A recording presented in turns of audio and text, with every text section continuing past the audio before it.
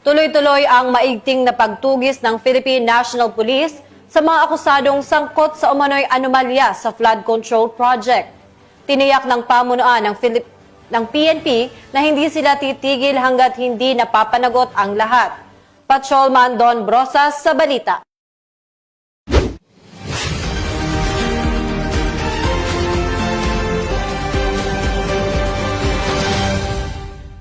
Tiniyak ni Acting Chief PNP Police Lieutenant General Jose Melencio Nartates Jr.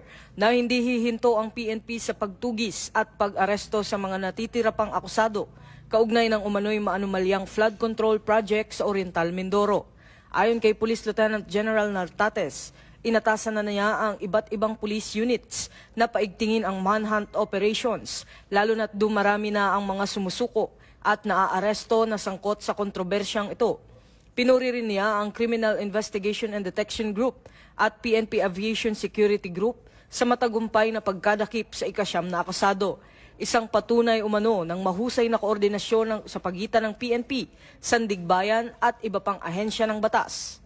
Ito ang bagong PNP para sa bagong Pilipinas, serbisyong mabilis, tapat at nararamdaman.